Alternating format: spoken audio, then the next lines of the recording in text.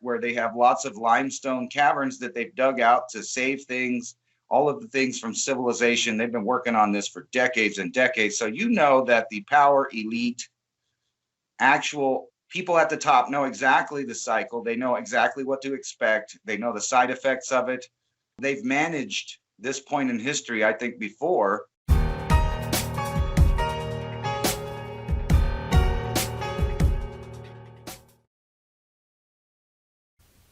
Colonial Pipeline just paid that ransom of $5 million after 5,500 miles of systems were shut down by hackers. This is another reason that you're seeing your gas prices increase recently.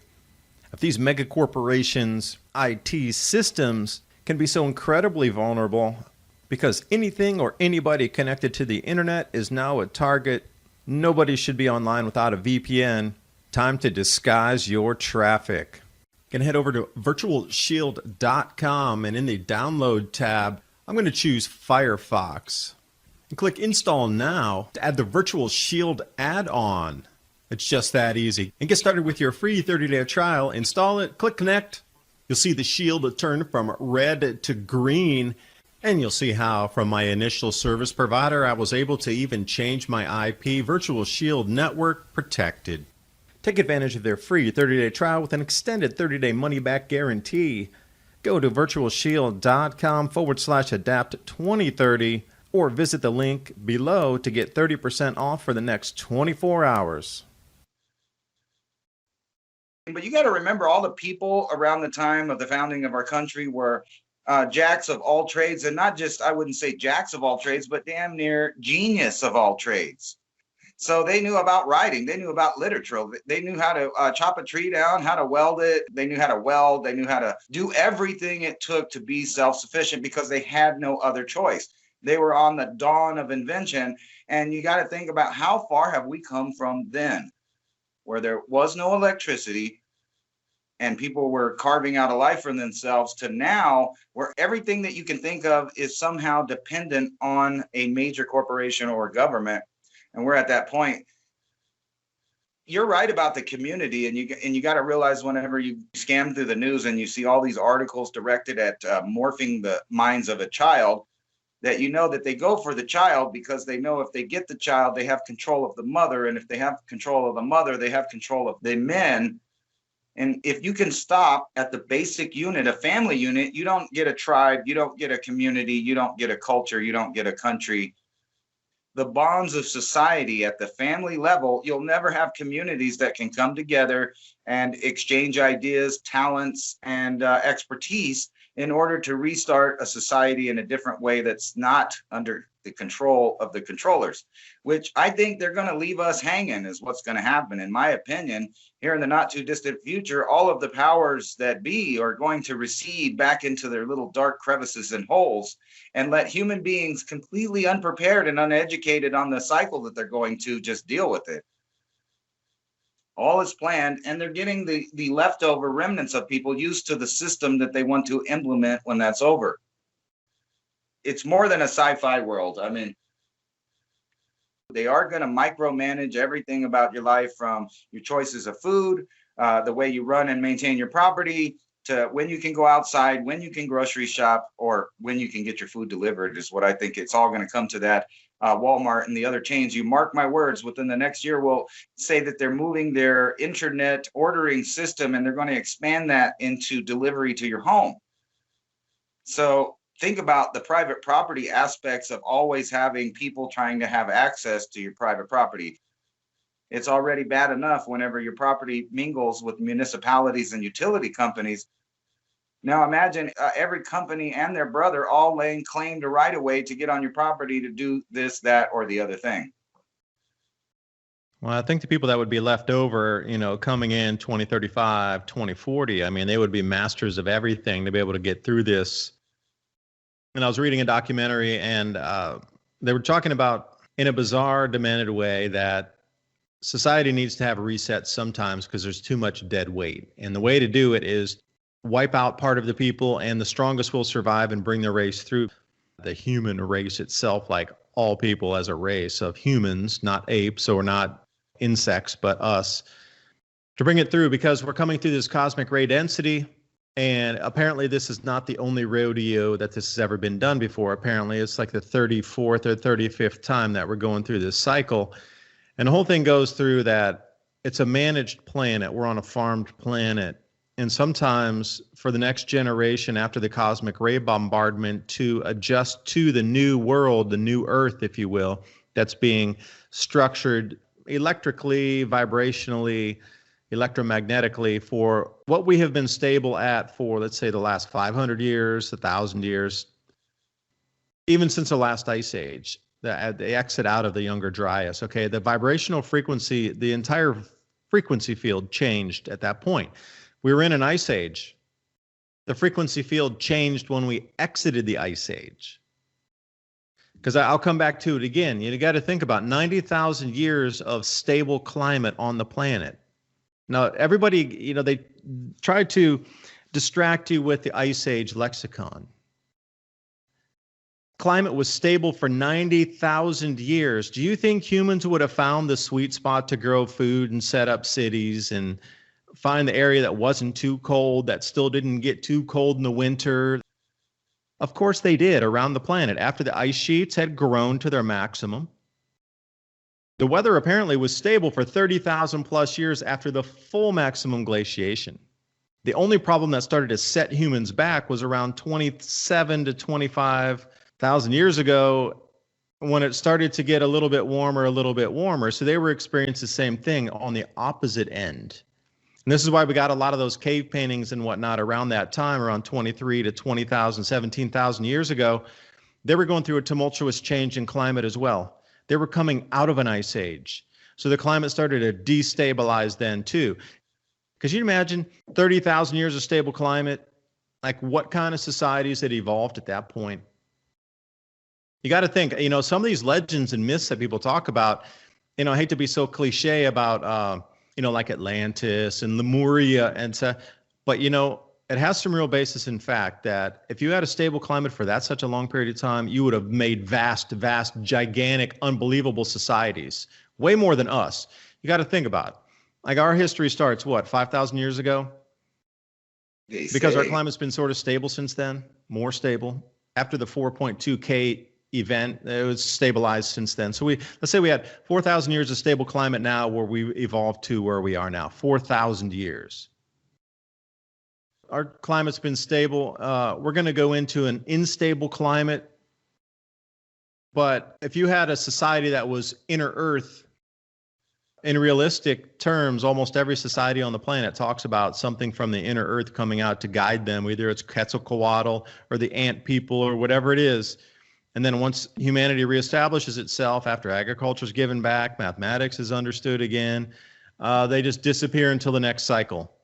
So if you were to leave us like we are now on the surface of the planet, who would survive after 15 or 20 more years as we go into this cosmic ray bombardment, the shift into, I really think we're going to a once in a 2,000-year event, the cracks in the earth, the mud flood, and all this stuff. Who's going to survive after that and still be able to produce food, store food, create their own medicine, have their communities sussed out? At the end of that 15, 20-year period, we're going to be down to, 500 to 700 million people only on the planet. That'll be it. But those are the people, and that whole nefariousness is, philosophy book I was reading about brings us right back into, you need the reset to bring up and strengthen the humanity. It's about the genes coming through, the strongest of the strong get through these cycles.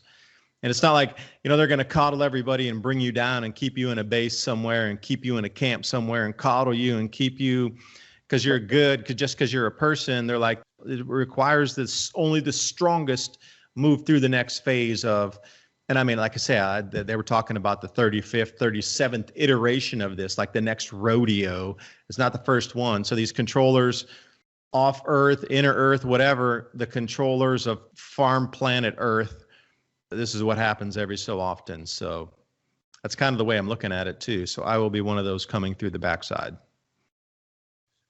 I think you're right. And this is weird. On this subject of inner Earth, I actually have some firsthand knowledge about this. When I lived on Andrews Air Force Base, when I first moved there, they started a construction project. I believe it's on the southeast end of the base. But anyway, it's outside of where anybody or dependents or the public or anybody could get to. But I lived there for 4 years in a row. And during that time, they built a dirt mound the size of the Great Pyramids out there, which is only one conclusion that you can draw from that, is that they hollowed out a massive underground area that obviously they were building more or adding to or building a new subterranean bunker and system there. And this is in the already heavily catacombed area of the DC area. You got Annapolis, you got Bowling Air Force Base, you got the Andrews Air Force Base, which is the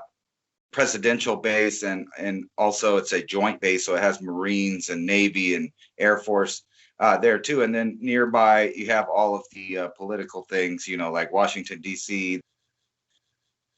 So the whole concept of our government, which is funny because I've been studying these catacomb maps now, and all of the places that ancient man wrote on the rocks about squatter man, about showing different slices of the torus field at different times, things like that, the centipedes, the ladders, the Pratt instabilities, all of these are painted in areas that have a history of newspapers that say they found giants there, and B, are also places of military digging underground. So it's almost like just a theory, but different forms of man have been traveling the same paths over and over again, every cycle, finding places to hide in the earth because their ancestry, their oral traditions, the painting on the rocks, ancient stories, all told them that they emerged from underneath the ground the last time the earth was wiped clean, or at least one of those times. So these oral traditions keep passing on, and it's very strange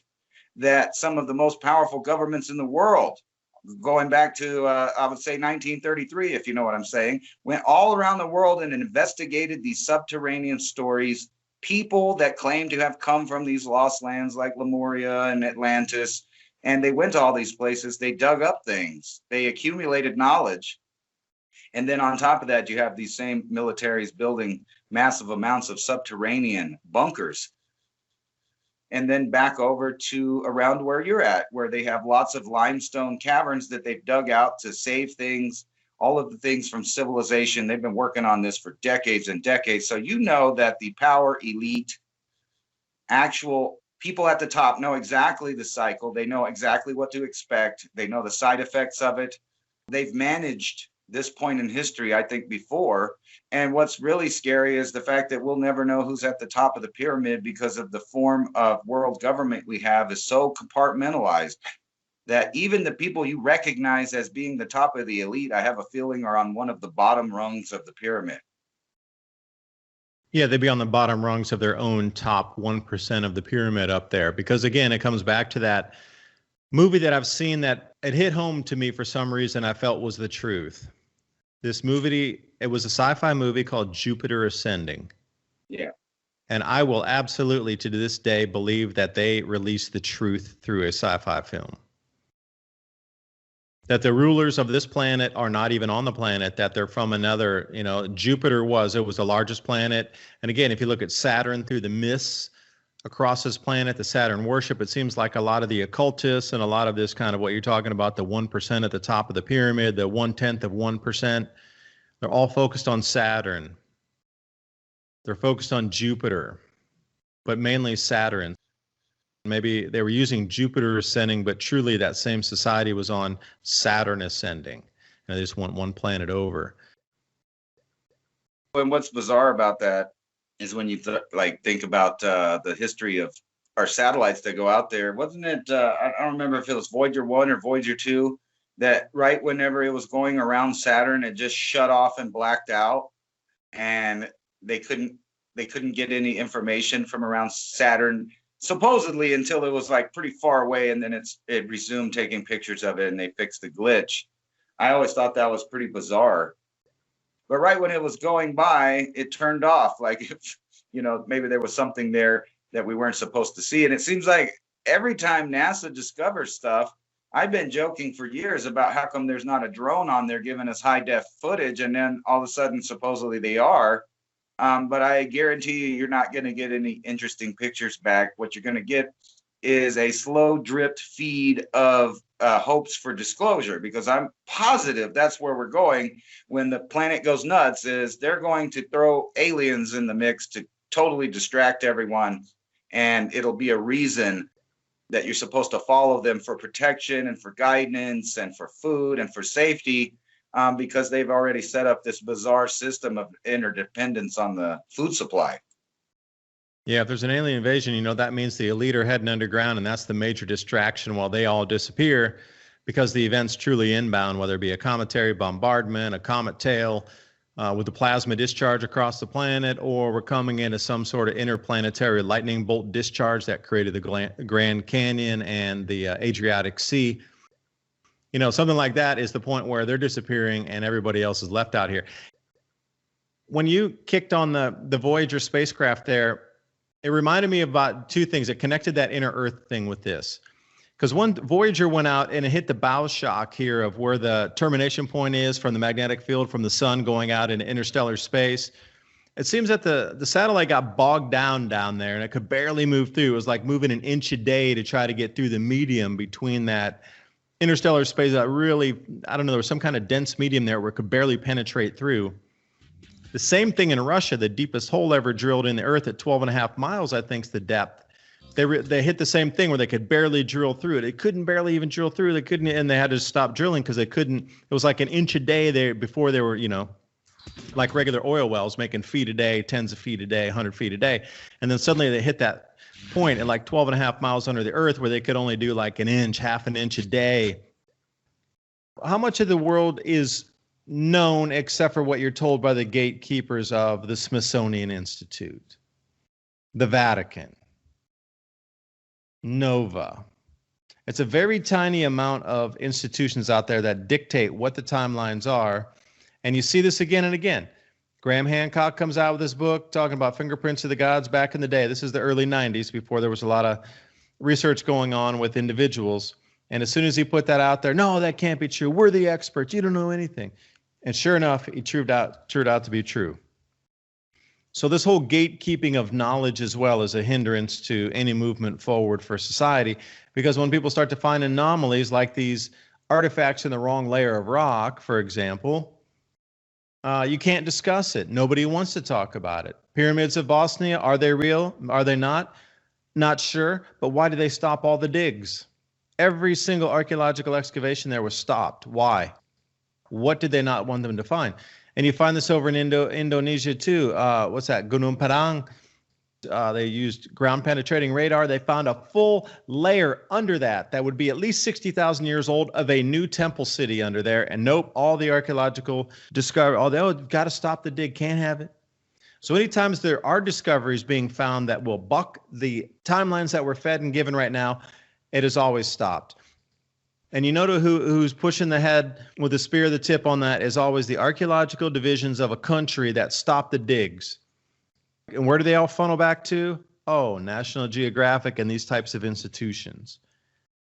And anytime something's found, it goes right into those same hands as well, and it's never shown to the public. So, what's being discovered, what's being hidden.